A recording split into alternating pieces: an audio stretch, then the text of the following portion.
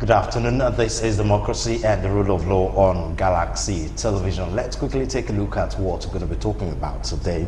The abductors of the 8 members of the Redeemed Christian Church of God in Kaduna State have established contact with the leadership of the church in the state, demanding 50 million naira ransom before they will release them.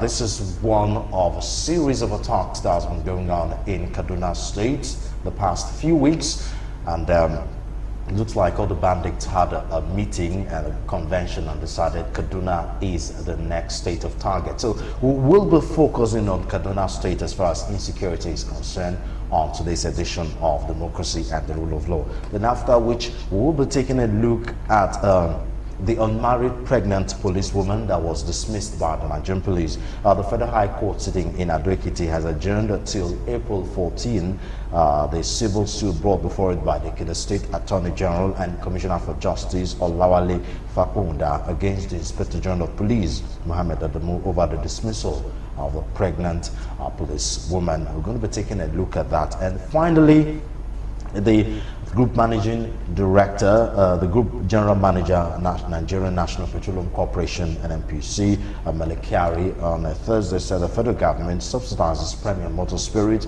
with about 120 billion naira, that's $263.25 million monthly.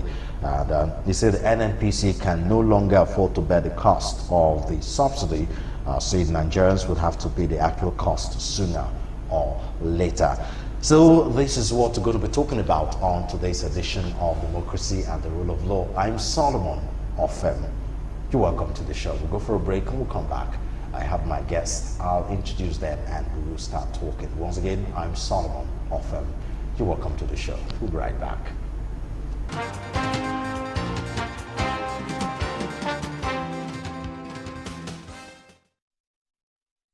Once again, you're welcome to Democracy and the Rule of Law on Galaxy Television. I have a barrister, Ayobayo Babade. He is a legal practitioner, of course, become a regular on this show. Thank you so much for joining us. Yes, thank you very much for having me once again.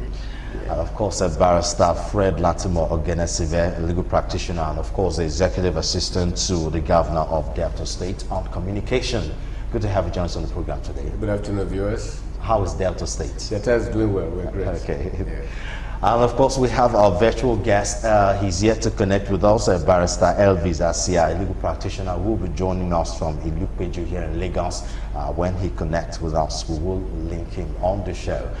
So this is our guest for today's edition of Democracy and the Rule of Law. Let's quickly go to the first topic for discussion, which is our focus in Kaduna State, where the abductors of the 8 members of the Redeemed Christian Church of God in Kaduna State have established contact with the leadership of the church in the state, demanding 50 million naira ransom before they will release them.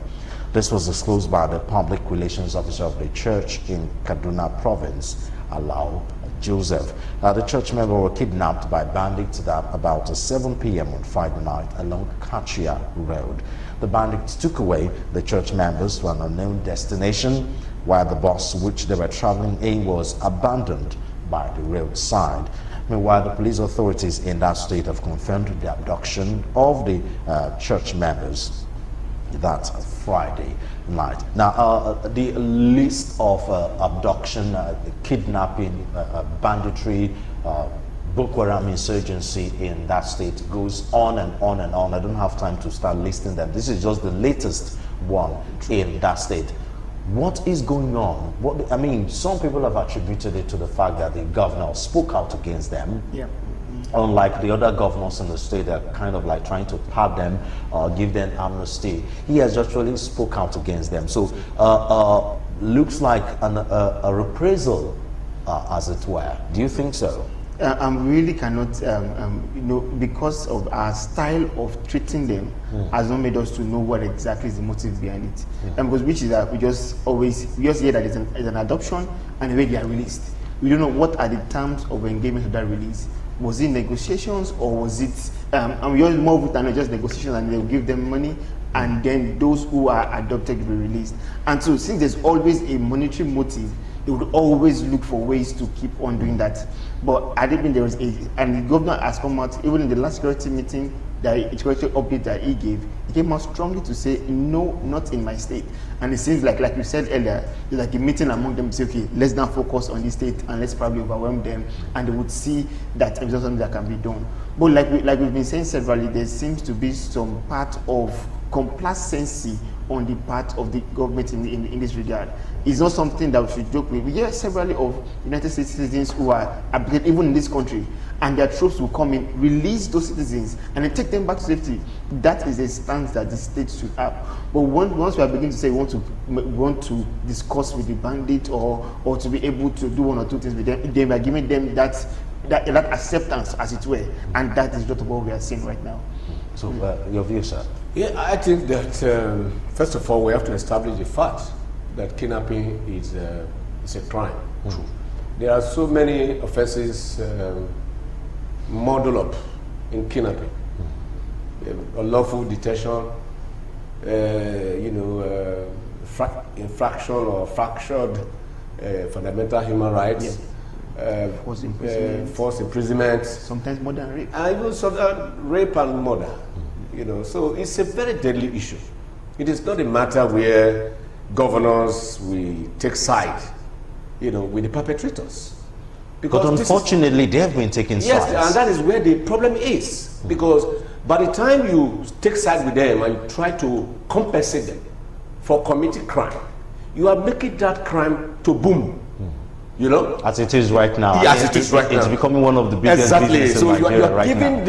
that illegality or that crime a boost, giving it a root to plant itself, making it a kind of, partly illegal, partly legal, because now you compensate and you associate with the criminals themselves. It doesn't happen anywhere else in the world. It's only in this country we find things like this happening. And that is why we say that, look, we have a government in place. Don't we? We do.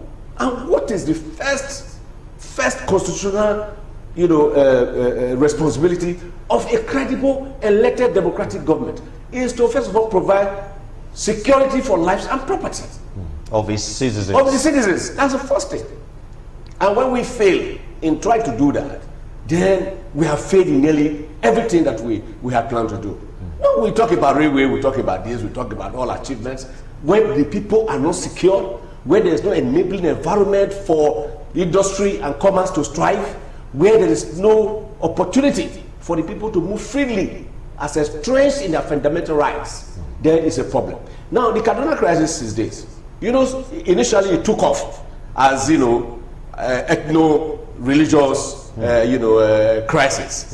And now it's metamorphosing from that level to a higher level of absolute criminality. It's no longer agitation now. It is no longer you are struggling for either your economic right or your political right. It has left that terrain to the terrain where crime now is purely a business. And we can't continue to do this. I think the federal government need to work up something. Because like I said the other time, we were on Zoom, the other program, when I was saying that, look, we are talking about community policing, which is very good because the people know the terrain, so they can help the police to do their job. All right? But in a situation where you pinpoint a criminal that is terrorizing an area, and then the police itself or the security agencies go to arrest that person, then the issue of community policing goes to no issue. And that is what we find in Kaduna State, that we don't even know what is going on there. The government are neither here nor there. Today they will say they are going to fight them. Tomorrow they say we want to call them to a roundtable discussion for negotiation and settlement. So we really don't know where we are. And it's a very confusing state. And I think the APC national government under President Muhammadu Buhari should do something very fast. So why do you think they've targeted that state now? Because before now the boundary is all over the country, especially in the north, in this part of Nigeria. Our major insecurity issue was the farmer herders crisis. But up north, the banditry was going on in Borno state and so many others. But right now, the past 5, 6, 7 weeks, 8 in Kaduna having like 99% of the banditry issues. So why do you think they're targeted? Yes. Yes. Okay. Now, these criminals, they are strategists themselves. You know that for some time now there has been crisis in the southwest. You know, and a major actor there who is against the activities of the headers is there with his men. You know, saying that they will do all it takes to protect their citizens, right? And the Fulani headers, they also have a community, and they have the sympathy of certain people in power. And because of that, they know that the Southwest is predominantly Christian. And then Kaduna also is about 40% Christians. You get the point? So now, in order to get back, that's my own opinion. In order to get back at the Southwest, they probably could do something like that in Southern Kaduna. Now, and you can see that their first target, the target is the Redeemed Christian Church of God. They didn't target Muslims coming from the mosque. No, but they have been. I mean, this Redeem is just the latest one out of series of attacks. So I'm only trying to say that. I'm only trying to say that the reason why it has now gone to Kaduna, which is Kaduna being at least a fairly Christian populated region, they probably want to use that one to take concentration or focus from the Southwest, turning it into a religious war. Is that what you're saying? Religious war. Okay. Do you agree with him on that? There's a likelihood, because the truth of the matter is that once the truth is not known and established, there's a possibility for people to have different conspiracy theories. And then one other thing there is that I don't really think it's only Kaduna that this is happening. It happens everywhere, but it's just the few that gets to the media that we know about. For example, last week I was traveling along the local Jakaba road, and then the car broke down, but there was fear everybody that anything could happen here. And if until when you are probably either it gets to the hearing or when anybody mentioned, there are many kidnapping that has gone on that has been settled without even the media knowing about it. And this is something that is happening. You only feel that almost on a daily basis. Yeah, are those ones that we hear of, like for example the one close to the airport where 2 families were adopted and recently released, and then so many like that happening. And like you rightly said, until there is a decisive step, we'll just keep on going back and forth as to why this happened or why that happened. We all need to know this is wrong, this is a crime, and it has to stop. Okay. Now I got information that our guest from via Zoom is ready, Barrister Elvis Asia. Welcome to the show. Let me have your opinion on this. I'm sure you've been listening to us on what's happening in Kaduna State. Thank you, Solomon. I agree with my friends there, who has made the point that perhaps the reason why we're having this upsurge in kidnapping across the country, particularly in Kaduna, is because the business is becoming a business, it's been commercialized. And it is very serious that in all of these attacks that we've had, I have never read in any instance where there was a confrontation with security agencies during the course of these attacks. So it speaks volume. That speaks volume because, I mean, I've lived in this country enough to know that even though our security agencies are challenged and presently incapacitated largely in dealing with security issues, I do not understand how it is possible to have so many cases of kidnapping in schools, in public places, and there's no one single confrontation with security agencies. There has never been any attempt to get these guys apprehended. And so, I mean, what would you expect? Rather, what we hear is that these people should be compensated. I've asked myself what this compensation is about, but nobody can really say exactly what we should compensate them for. And so they are having a field day. The political elites and the politicians in the north, who continuously prey on the ignorance of the population, and who continuously uses religion to subjugate their people, will come out and say, "Oh, this is you are labeling these guys as headers." And that has prevented these actions from being taken to address the security challenges in the north. And so these are the issues. Until we are serious about finding solutions to the security challenges, not just in Kaduna, but it's everywhere else. Like somebody mentioned, to appear that those who are operating in Kaduna and some other places, kidnapping in schools, seems to have perhaps connections in media cycles, because these things are happening on a daily basis in so many parts of the country, and you hardly hear of it, unless it is with respect to profile cases in Kaduna and other places where people are making a lot of money from kidnapping. So the whole point I'm trying to make here is that two things are basically responsible for this crisis. First, we have commercialized it. People now have come to terms with the fact that they can make money from kidnapping people. And then the political environment seems to give it root to continue to germinate. Politicians, in an attempt to again deceive the people, to give them the impression they're on their side, continues to protect the real culprits. If you say, for example, that in a particular society or community that there are criminals within that community, what you should do is to identify the criminals and let us punish them in accordance with law. But if you begin to make blind and general statements about protecting the whole community, then you're going to have issues such as what we have now. So it's very sad what we are seeing. The lack of response from security agencies is very worrisome. I would have thought that by now we would have a team dedicated to addressing these issues.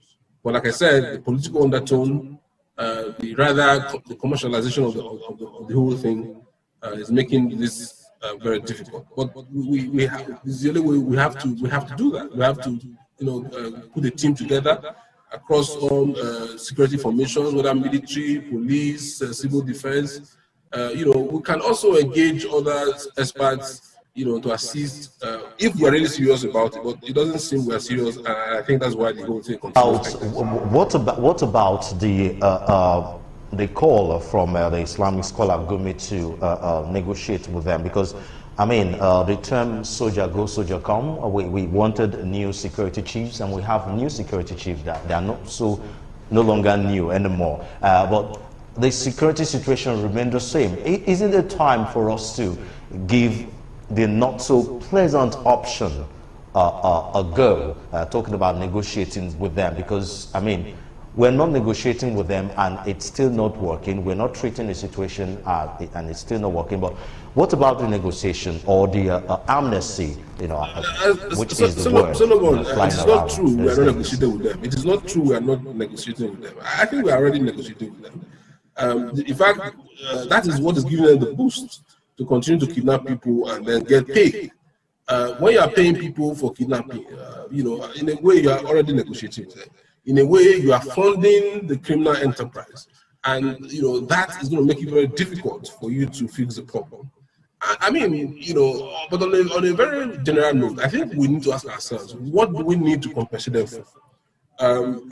When people are perpetrating crime in society, you don't call for compensation. You call for their arrest. You call for their prosecution, and we're not seeing that. This is the same implied story and song that gave Boko Haram the latitude to operate. You will recall way back when Boko Haram started with the mother of Yusuf at that time, when the federal government was trying to use the security forces to flush out Boko Haram. It was the same song from the same set of people who kept on saying that our people are being killed, our people are being executed. This is a calculated attempt from the Southern president to decimate their people, and that affected seriously the fight against Boko Haram at that time. You will recall that even the U.S. wanted to assist, but when they saw that there were infiltrators, there were field columnists who were giving information from within the army and security agencies, they backed out. So it's the same thing we are seeing. I'm not surprised with Gumi. Gumi, this is not the first time we are seeing Gumi with this kind of song. He said the same things with Boko Haram, that they are being killed unlawfully and unjustly. So this talk of amnesty, this talk of negotiation is really what is, keeping this business going right now. And then you see that most times when they kidnap school children and then as they're coming back, they're all well dressed. You begin to wonder whether somebody made the clothes for them within the few, maybe within 24 hours, 48 hours when they were picked up. So the business is already being subsidized by government. The business is already being, these guys are already being pampered. The inaction by security agencies is a subsidy for them. And it has assisted them to continue to plunder and create insecurity all across the country. So, come back to the studio. Just stay with us. We'll be talking to you as the program goes on. Now, I understand the fact that dealing with them, is boosting them, but isn't it more like the rats? Give them the food until you have the opportunity, to catch them, because nothing seems to be working, because this is like the only option right now. Nothing seems to be working. The security apparatus we have right now is not working against them. And trying to redesign the security apparatus in the country will take a whole lot of time. There's also the constitution to look about, we discussed last week where the Senate, the House of Assembly, actually were brought in a bill to try to bring federal character into the establishment of the military, and the thing raised a whole lot of commotion in the House. That and several other issues. So right now, this seems to be like the only option. I do not in any way agree that that's the only option we have. Okay. The option we are modeling up things together. The only time we used amnesty or a negotiation and it appeared to have worked was during the Niger Delta crisis. And that was because they were fighting, they were agitating for something for their people. But this is pure criminality. Okay. And so the only time this is done, like I must have said before in earlier episodes, is when is a private individual who feels handicapped and is saying, okay, let me negotiate with these people so that my ward or my child or my person in their custody can be released. But not a state whose duty is to protect the citizen to not be negotiating with people who are going against that. Then that is a big problem. So it's a big blow to every security apparatus, security agency who are watching as the government is there saying, let's negotiate with them. And that shows that there is no security at all. Because if the security agency are going to protect you and are negotiating with those who are harming you, then there's a fundamental problem somewhere. And so that's not an option. It's about to see how can we beef up our security. What other security methods can we use? Okay, that has failed. Can we use probably a whistleblowing method? That if you know a criminal and you give us enough information, we can go out. But whether you have to look at what other method can we use to ensure that these criminals are brought to book. So negotiating with criminals is not the option, but how can we bring them to book? You have to be looking towards, not the other way around. Okay, Barrister Ogenesibe, you seem to be nodding when he was talking. Yes. You were in total agreement with what he was saying. Yes. I also strongly believe that we should not in any way encourage criminality. And negotiating with criminals is to, like my other colleague said, is to boost the criminal enterprise, which is wrong. Now, what happens to all the billions of dollars and all that we have spent on procuring, surveillance equipments and all kinds of technical equipment for the security agency. And which is one of the points, there seem to be saboteurs even in the military. That's because right. The NSA chairman that just came in also made a statement like that there's certain amount of money missing, and this amount for arms were for arms and ammunition. Exactly. So when you look at that, we have procured. But then he came out. Sorry to cut you, but then he came out and refuted that that statement. That is the pressure from above. Pressure from above, which is part of the problem. So now we have trained so many security officers in the DSS, in police, in military intelligence, and the rest of them. Some were trained in Israel, some went to Russia, went to other countries of the world. So we're trained in America, some in England, and they have the skills. All right? And we have also spent billions buying equipment for them. Then this is when we Now, need those skills. This is where we need those officers that this nation has invested so much money on. But we are not seeing them. We are not seeing the men that we have trained in past years. From 1960 to date, we have been training security agents in all the security, formations. So what can be done? What can be done really? What can be done really Mm. is that there should be a political willpower by the government of the day to solve this problem by drafting men and women that has been trained in the past with the equipment to always track down these criminals. Now you take somebody from the road and you go to a nearby bush and then you are calling from there for ransom. Is that difficult for our intelligent officers in the army, the navy, the air force, and the police to track? Is it difficult? You just corner an area. Well, apparently it seems to be quite difficult. Exactly. No. I think it's a sabotage, and it's not good for our nation. I agree. I think it boils down to political will of people to work, because we know, as the police is, if they are determined to track down criminals, they do. But if they are not, and the training is also very important. But one thing also is that many people are trained, but they are not made to deploy that training that they have done. I remember they've not been given the chance. The opportunity. I met with the director in the Ministry of Justice, understanding that he was trained on forensics by the Lagos State government, but he has not been given the opportunity to particularize it. So the knowledge is there, but the opportunities there are not there. But you have to also be politically connected to be involved in some high-profile cases. If not, you will not be drafted. If you are not the right of those in charge, you will not be drafted. So those other things are there. So the big elephant that we need to even really track is corruption. Because that is the reason why they can draft in so many billions into ammunitions, and they are either not bought or bought and kept somewhere. That's the reason why you would have issues like this, and then the people that are meant to be in charge cannot do what they're meant to do, because so is that the corrupt system is what is making us not able to do it. But until we stand up and fight against this, we will just be going round and round and having the same issues crop up